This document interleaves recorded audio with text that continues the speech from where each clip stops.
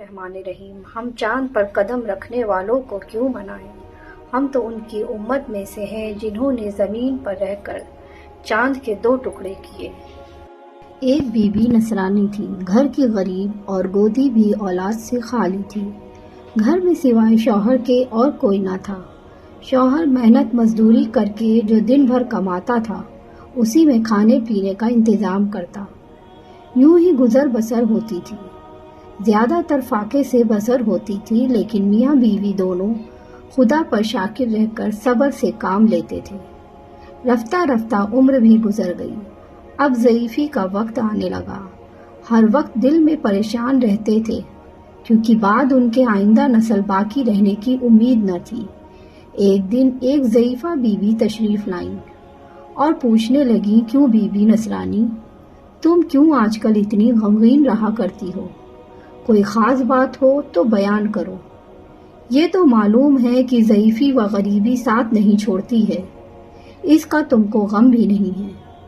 ہمیشہ تم نے صبر و شکر سے زندگی بسر کی ہے، اب کیا نئی بات ہے؟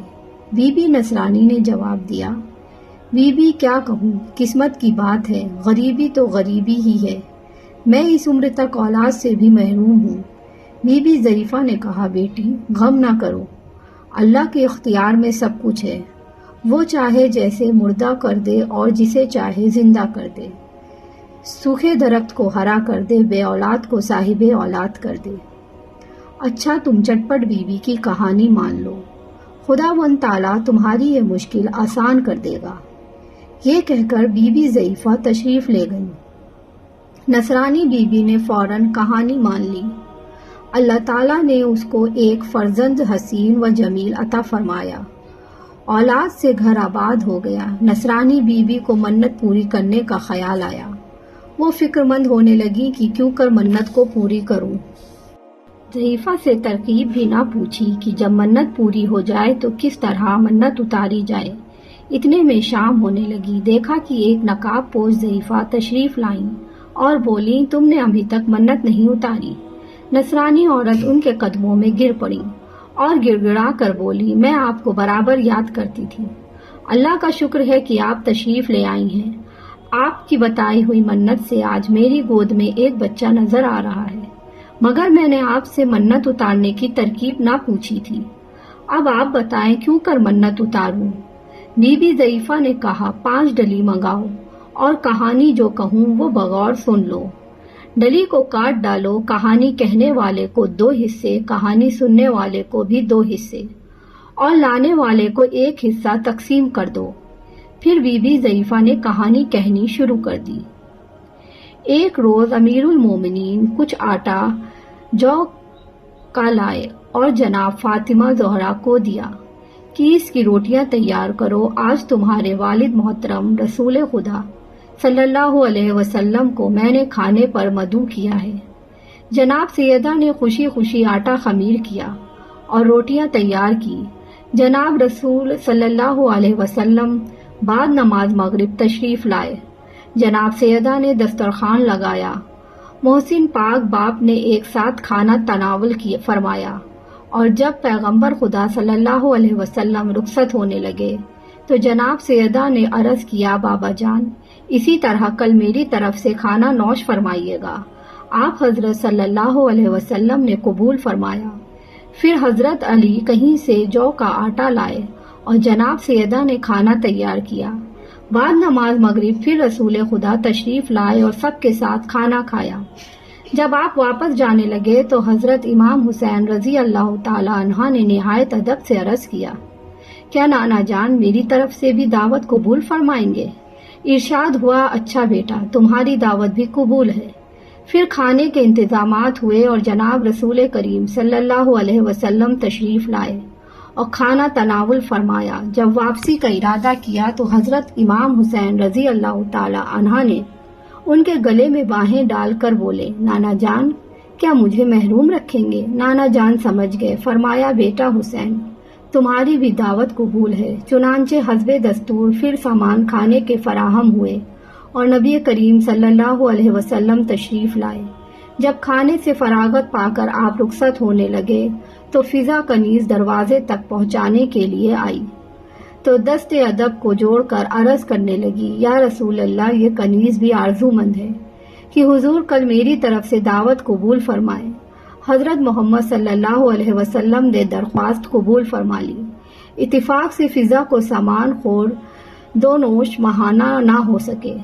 ادھر شام ہونے کو قریب آئی مگر کسی سے اس سلسلے میں کوئی تذکرہ نہ کیا۔ رمضان المبارک کا مہینہ تھا۔ جب رسول خدا نماز مغرب سے فارغ ہوئے تو جبریل امین نازل ہوئے اور فرمایا، حبیب خدا، آج آپ کا افطار فضا کنیز کے گھر پر ہے۔ رحمت دو عالمین سرکار مدینہ فوراً روانہ ہو گئے۔ دروازے پہ پہنچ کر دستک دی اور بآواز بلند بیٹی کو مخاطب کر کے فرمایا، اے بیٹی، تم پر سلام ہو۔ جناب سیدہ آواز پہچان کر دروازے تک آئیں مگر کسی قدر متعجب تھیں کہ آج بابا جان نے کیوں تکلیف فرمائی، کیونکہ افطار کے لیے کچھ نہ تھا۔ الغرض رسول خدا اندر تشریف لائے۔ تھوڑی دیر کے بعد بیٹی سے بولے، اے پارا جگر فاطمہ، آج ہم فضا کے مہمان ہیں۔ جناب امیر حضرت علی رضی اللہ تعالیٰ عنہ نے فضا کو الگ بلا کر فرمایا، اے فضا، تو نے رسول خدا صلی اللہ علیہ وسلم کو کھانے کی دعوت دی لیکن ہم سے ذکر بھی نہیں کیا۔ فضا نے عرض کیا، امیر المومنین، مجھے گھر کے حالات خوب معلوم ہیں، اسی لیے تذکرہ نہ کر سکی۔ سوچا تھا کہ میں خود انتظام کروں گی۔ یہ کہہ کر فضا نے وضو کیا اور گوشے میں جا کر 2 رکعت نماز حاجت ادا کی اور دونوں ہاتھ دعا کے لیے بلند کیے اور گڑ گڑا کر بولی، اے خالق، ہر بلندی و پستی میں تیری حبیب کی بیٹی کی کنیز ہوں اور تیرے حبیب کو اپنا مہمان کیا ہے۔ تو جانتا ہے کہ میں کیا ہوں، اسی لیے تجھے تیرے کبریائی کا واسطہ دیتی ہوں کہ میری لاج رکھ لے اور اپنے محبوب اور ان کے آل پاک سے سرخرو کر دے۔ ابھی فضا دعا کر ہی رہی تھی کہ سارا گھر کھانے کی خوشبو سے مہک اٹھا۔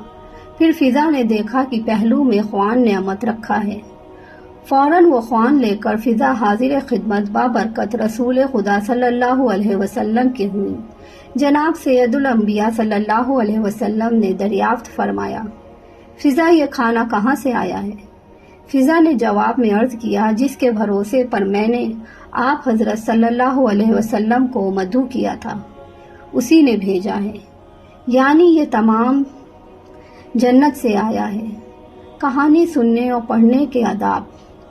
سب سے پہلے حاجت ربا وضو ہو جائے، خوشبو لگائے، اپنے کھلے ہوئے سر کو ڈھانپ لیں اور اس کے بعد 2 رکعت نماز نفل حاجت ادا کریں اور پھر کہانی پڑھنے سے پہلے اور کہانی پڑھنے کے بعد 3 مرتبہ درود ابراہیم پڑھیں۔ سننے والے باادب بیٹھیں اور یہ سمجھ لیں کہ آپ اس وقت جناب سیدہ معصومہ کے حضور میں حاضر ہیں۔ فضول اور لغو بات کو ترک کر دیں، ہنسی کو ضبط کریں۔ جب معجزہ بیان کیا جا رہا ہو تو خلوص دل سے سنیں اور شیرینی کو جو آپ کو تقسیم میں ملی ہے احترام کے ساتھ نوش فرمائیں۔ دوستوں، آج کی پوسٹ آپ کو کیسی لگی؟